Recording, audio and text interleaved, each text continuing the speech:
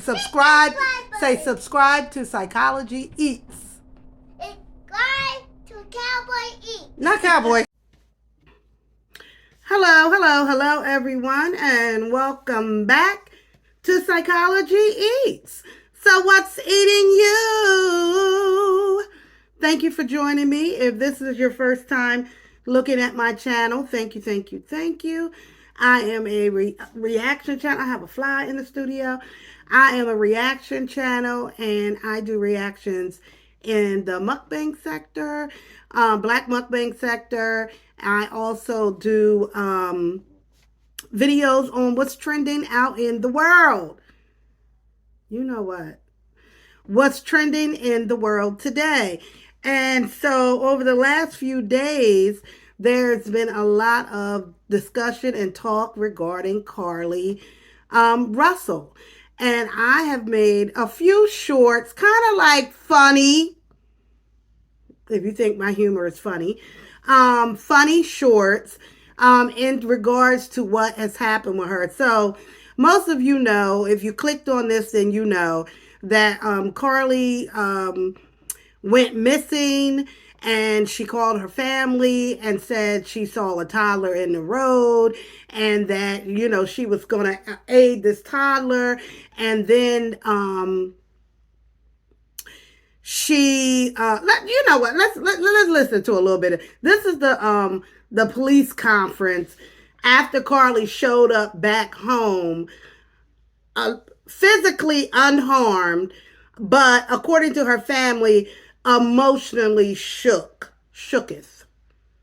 They organized search parties, arranged prayer vigils. They took other steps that I'm not even aware of to help in this situation. To get Carlee The home. police department quickly rallied multiple partner agencies, stopping at nothing to find Carlee. I'd like to take this time to say thank you first to the Hoover Police Department, our partner agencies, our wonderful community, and to all those that aided in some way in connection with this situation. So a lot of people were involved in and spending their time, money, and resources to look for this girl. And now we're finding out that it was most likely a lie. $1,000 cash in her right sock. When she came home, she had money in Out of her respect sock. for Carlee and her family, detectives did not press for additional information in this interview and made plans to speak with her in detail after giving her time to rest. Detectives continue analyzing data from Carlee's cell phone that was left behind at the scene. We enlisted the help of the United States Secret Service in conducting this analysis. Wow. Part of what data includes several internet searches in the days leading up to her disappearance that I think are very relevant to this case. On July 11th at 7:30 a.m., the term "you have to pay for an Amber Alert" was searched. Wow.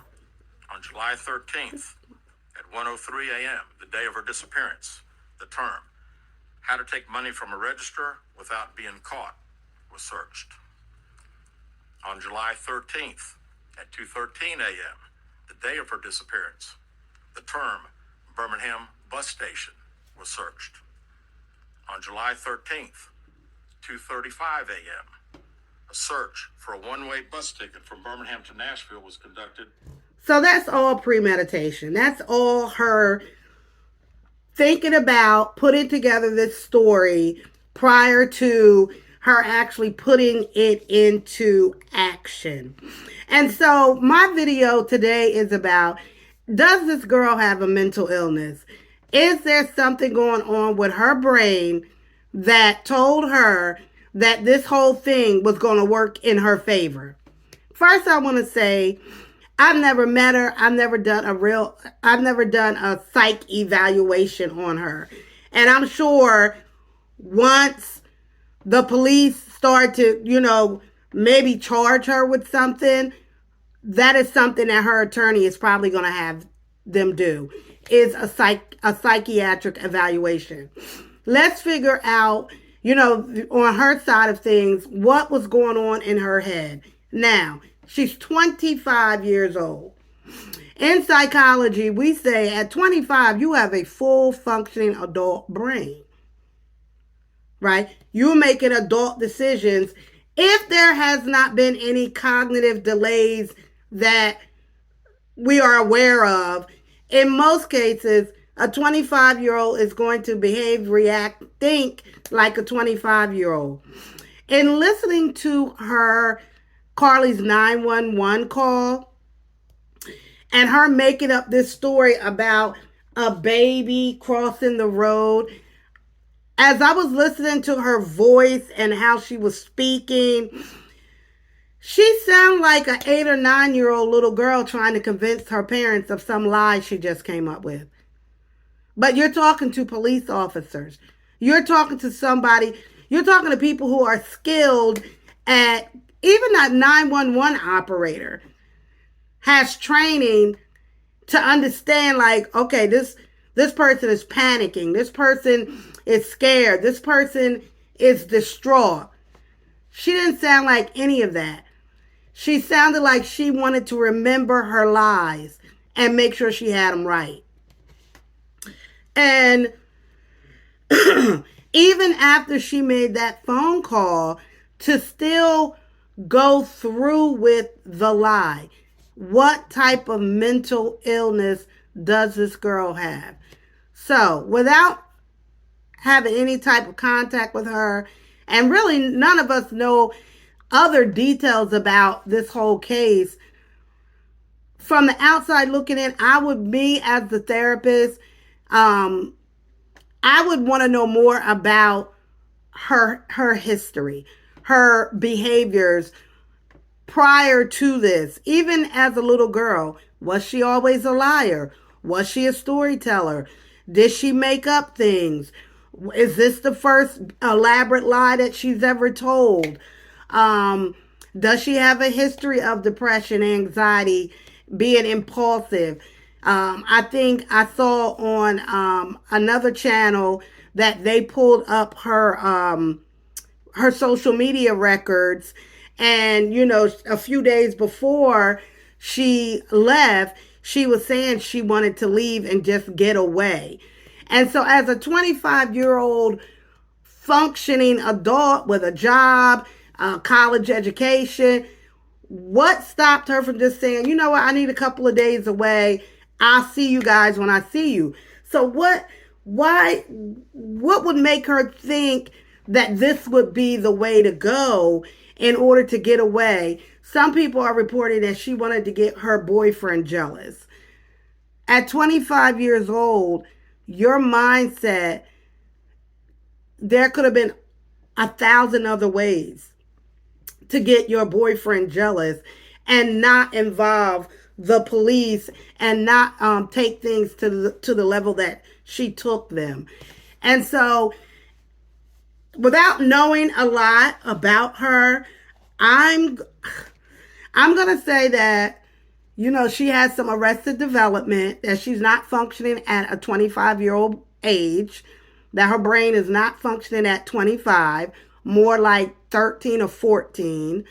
And as far as mental illness, the closest mental illness that I would say, like, she fit the symptoms of and the diagnosis without knowing her, is some sort of personality disorder, like borderline personality disorder. But usually those people, their diagnosis is from a traumatic event in childhood.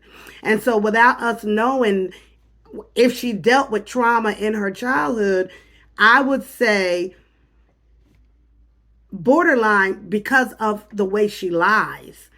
She's a liar, and an elaborate liar that doesn't see the possible outcomes from her lie, because she, in her brain, thinks that everyone else is so dumb that we would believe it. She would believe it. And so that is why she came up with such an elaborate lie, because in her brain, it made sense that the public, the police, her family would believe it. And so that's where I'm at with her. Until we know more information, I'm going to give her borderline personality disorder. And I believe her family knows exactly what they're dealing with. At 25 years old, she's been acting out. And so I'm surprised they believed her. Mama and Daddy, I'm surprised you believed her because she been lying. So comment down below. What do you think? Why you got comment? Because I'm stopping the video because this fly won't leave me alone. He won't stop. But thanks for coming by the channel.